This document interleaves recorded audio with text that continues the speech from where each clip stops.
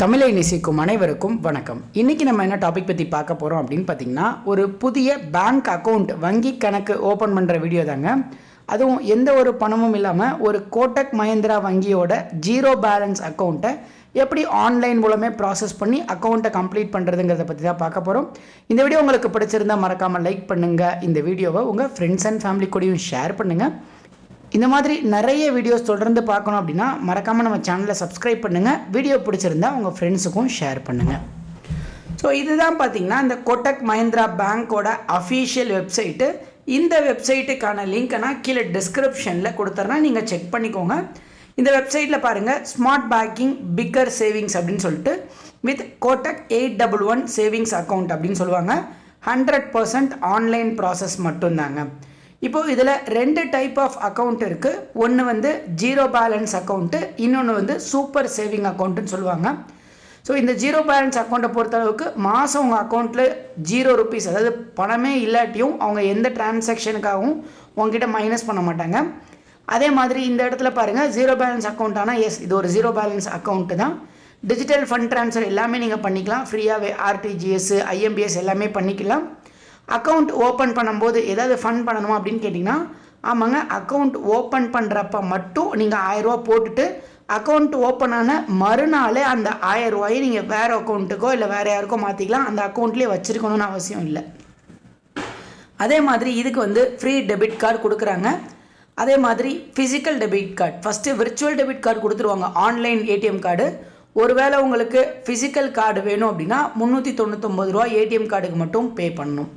அடுத்து டெய்லியும் வந்து ₹25,000 வரைக்கும் நீங்கள் கேஷ் ATMயில் எடுத்துக்கலாம் அப்படின்னு சொல்லியிருக்காங்க. ஸோ அதே மாதிரி டிரான்சாக்ஷன் லிமிட்டை பொறுத்தளவுக்கு டெய்லி ₹10,000 நீங்கள் கூகுள் பே, ஃபோன்பே மூலமாக டிரான்சாக்ஷன் பண்ணிக்கலாம். அதே மாதிரி செக் லீஃப் கொடுப்பாங்க. அதுக்கு ₹5 ஒரு செக் லீஃப்க்கு வாங்கிப்பாங்க. உங்களுக்கு ஒருவேளை செக் புக் வேணும்னா நீங்கள் ₹50 கொடுத்தீங்கன்னா 10 லீஃப் இருக்கிறத கொடுத்துருவாங்க. அதே மாதிரி உங்களுக்கு 6% ஆனுவல் இன்ட்ரெஸ்ட் கொடுப்பாங்க. இந்த அக்கௌண்ட் வச்சுருக்கவங்களுக்கு பர்சனல் ஆக்சிடென்ட் கவர் ₹2,00,000 கொடுப்பாங்க. ஸோ ஏன் இந்த அக்கௌண்ட்டை நம்ம ஓப்பன் பண்ணணும்னா, இதுக்கு எந்த மினிமம் பேலன்ஸும் நம்ம அக்கௌண்ட்டில் மெயின்டைன் பண்ண தேவையில்லை. அக்கௌண்ட்டில் பணமே இல்லாட்டியும் அப்படியே இருக்கும். அதே மாதிரி மாதம் ₹250 வரைக்கும் உங்களுக்கு கூகுள் பேலையும் ஃபோன்பேலையும் கேஷ்பேக் கிடைக்கும்னு சொல்கிறாங்க.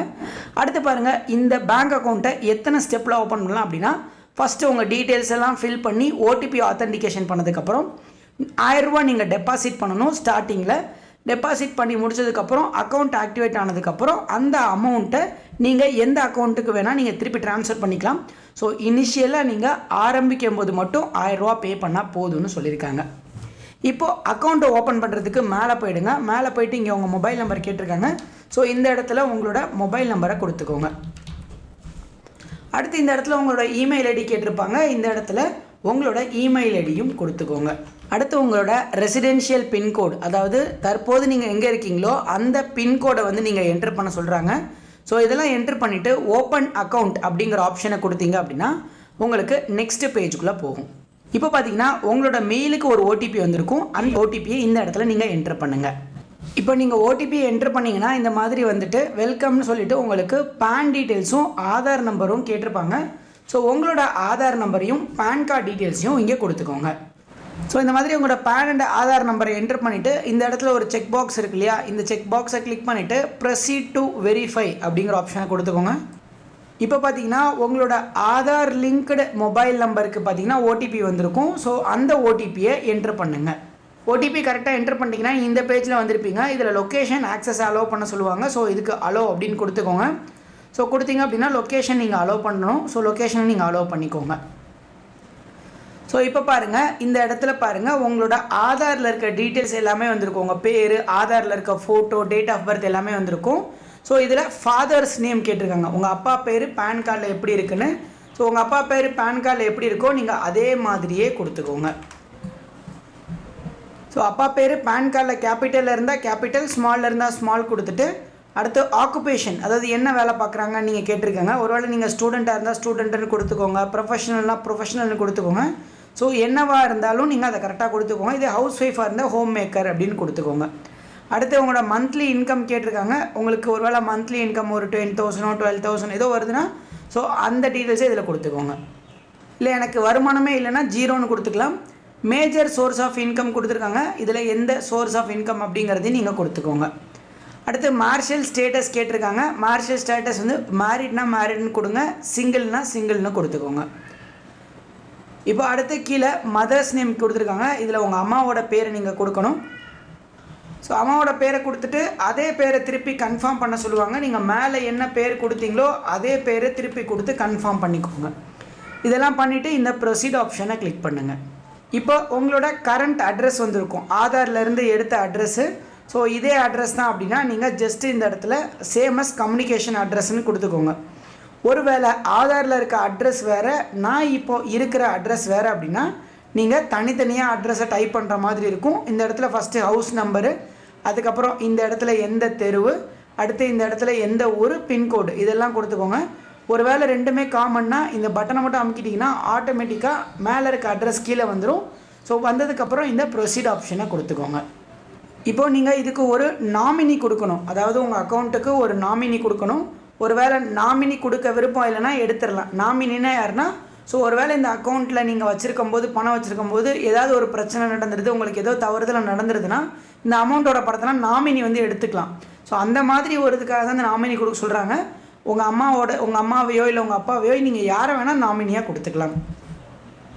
ஸோ அப்படி நாமினி கொடுத்தீங்கன்னா பேர் கொடுத்துட்டு அவங்க என்ன ரிலேஷன், ஹஸ்பண்டா, ஃபாதரா, பையனா, டாட்டரா, பிரதரா, என்ன வேணால் நீங்கள் கொடுத்துக்கலாம். கொடுத்துட்டு அவங்களோட டேட் ஆஃப் பர்த் நீங்கள் கொடுக்கணும். அதுக்கப்புறம் அவங்களோட டேட் ஆஃப் பர்த்தை நீங்கள் கரெக்டாக கொடுத்துட்டு அடுத்து நாமினியோட அட்ரஸ் கேட்டிருக்காங்க. இப்போது நாமினி வந்து வேறு ஊரில் இருக்காங்க. இப்போ எடுத்துக்காட்டால் அப்பா ஒரு ஊரில் இருக்காங்க, நீங்கள் ஒரு ஊரில் இருக்கீங்க.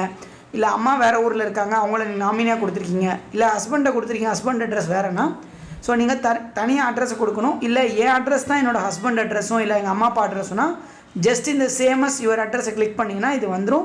இல்லைன்னா நீங்கள் தனியாக அகெயின் வந்து உங்களோட ஸ்ட்ரீட் நேமு, அவங்களோட ஸ்ட்ரீட், அவங்களோட டோர் நம்பரு, அவங்களோட ஸ்ட்ரீட் நேம் எல்லாத்தையுமே நீங்கள் தனித்தனியாக கொடுக்குற மாதிரி இருக்கும். ஸோ இதெல்லாம் கொடுத்து முடிச்சுட்டு இந்த ப்ரொசீட் ஆப்ஷனை கிளிக் பண்ணுங்கள். இப்போ பாருங்கள் இந்த இடத்துல ஃபார்மாலிட்டிஸ் கொடுத்துருக்காங்க. ஸோ இதில் இருக்கிற எல்லாத்தையுமே நீங்கள் செக் பண்ணி கிளிக் பண்ணிக்கோங்க. படித்து பாருங்கள், உங்களுக்கு ஒரு வேளை விருப்பம் இருந்துச்சுன்னா எல்லாத்தையும் படித்து பார்த்துக்கோங்க.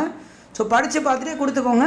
இல்லை நான் எல்லாத்தையும் படித்து பார்த்துட்டு எனக்கு எல்லாம் ஓகேனா இந்த செலக்ட் ஆல் அப்படின்னு இருக்குல்ல, இது எல்லாத்தையும் கொடுத்துட்டிங்கன்னா ஆட்டோமேட்டிக்காக எல்லாமே செலக்ட் ஆகிடும். ஸோ இந்த இடத்துல ப்ரொசீட் ஆப்ஷனை கொடுத்துக்கோங்க. இப்போது நீங்கள் இந்த பேஜில் வந்திருப்பீங்க. இதில் தான் நீங்கள் வந்து நார்மல் அக்கௌண்ட்டா இல்லை சூப்பர் சேவிங் அக்கௌண்ட்டான்னு கிளிக் பண்ண போகிறீங்க. ஸோ நான் வந்து நார்மல் அக்கௌண்ட்டுக்கு தான் வீடியோ போட்டிருக்கேன். நீங்கள் நார்மல் அக்கௌண்ட்டே கிளிக் பண்ணிக்கோங்க. 1000 ரூபா மட்டும் பே பண்ணணும், அது நீங்கள் திருப்பியும் எடுத்துக்கலாம். இப்போ ஆட் 1000 அப்படிங்கிற ஆப்ஷனை கிளிக் பண்ணுங்கள். இப்போ பாருங்கள் இந்த இடத்துல உங்களுக்கு ஒரு QR கோடு வந்திருக்கு இல்லையா, இந்த QR கோடை ஸ்கேன் பண்ணி கூகுள் பேவோ ஃபோன்பே மூலமாகவோ இந்த 1000 ரூபாயை நீங்கள் அக்கௌண்ட்டில் பே பண்ணுற மாதிரி இருக்கும். இதை நீங்கள் கம்ப்ளீட் பண்ணுங்கள்.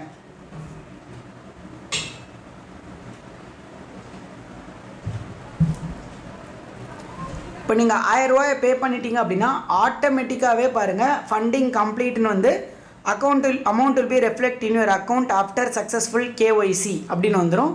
வந்துட்டு இந்த மாதிரி வந்துடும் உங்களுக்கு. ஸோ ஆட்டோ ரீடைரக்டிங் அப்படின்னு சொல்லிட்டு ஒர்க்கிங் ஆன் யுவர் அக்கௌண்ட் அப்படின்னு சொல்லி லோட் ஆகிட்டே இருக்கும். ஒரு நிமிஷம் லோட் ஆகும், வெயிட் பண்ணுங்கள். ஸோ இப்போது உங்கள் அக்கௌண்ட்டுக்கு பின் நம்பர் செட் பண்ண சொல்லுவாங்க. உங்களுக்கு என்ன பின் நம்பர் வேணாலும் பிடிச்ச மாதிரி கொடுத்துக்கலாம். ஸோ உங்களுக்கு என்ன பின் நம்பர் வேணுமோ 6 நம்பர் நீங்கள் கொடுத்துக்கோங்க. ஸோ ஒரே நம்பர் கொடுக்கக்கூடாதுங்க. இப்போ எடுத்துக்காட்டால் 1 2 3 4 அந்த மாதிரி கொடுக்குறது, இல்லை பார்த்தீங்கன்னா 1 1 1 அந்த மாதிரி கொடுக்கக்கூடாது. கொஞ்சம் டிஃப்ரெண்ட்டாக ஒரு 6 நம்பர் உங்களுக்கு பிடிச்ச மாதிரி கொடுத்து கன்ஃபார்ம் எம்பின் அப்படின்னு கொடுத்துக்கோங்க. இப்போ பாருங்கள் எம்பின் செட் சக்ஸஸ்ஃபுல்லி அப்படின்னு வந்துருச்சு. ஸோ இப்போ பாருங்கள் இந்த மாதிரி ஒரு பேஜ் ஒன்று லோடாக இருக்கும். இப்போது யுவர் 811 அக்கௌண்ட் இஸ் ரெடி அப்படின்னு சொல்லி வந்துருச்சுங்க. டெபிட் கார்டு கான்ஃபிகர்டு எல்லாமே வந்துடும். ஸோ உங்கள் அக்கௌண்ட் வந்து இப்போ ஓப்பன் ஆகிடுச்சு. இப்போ பார்த்தீங்கன்னா உங்களோட அக்கௌண்ட் நம்பரு, IFSC கோடு, UPI ID, எவ்வளோ அமௌண்ட் இருக்குது, உங்களோட CRN நம்பர் எல்லாமே வந்திருக்கும். ஸோ இதை வேணும்னா நீங்கள் அப்படியே ஒரு ஸ்க்ரீன்ஷாட் எடுத்து வச்சுக்கோங்க.